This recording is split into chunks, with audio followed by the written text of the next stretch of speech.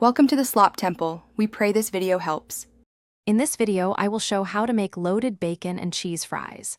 Preheat oven to 425 degrees F and arrange fries in a single layer for crisping. Crisp bacon separately and grate cheese while fries finish. Combine fries, bacon, and cheese, then broil briefly until bubbly. Finish with green onions, pickled jalapenos, and a drizzle of ranch or hot sauce to taste. Gather your fries, thick-cut bacon, cheese, and toppings first so the assembly moves quickly and nothing overcooks. Chop scallions, slice jalapenos, and have ranch or sour cream ready.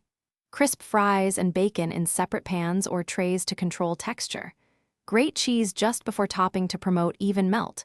Arrange workspace so you can layer fries, bacon, and cheese without delay. When assembling, spread fries in a shallow baking dish for maximum surface crispness.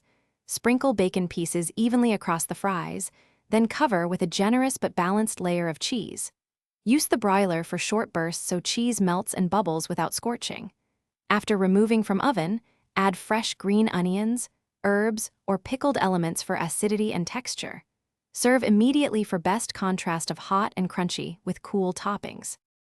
Thanks for watching. Consider subscribing if we helped you.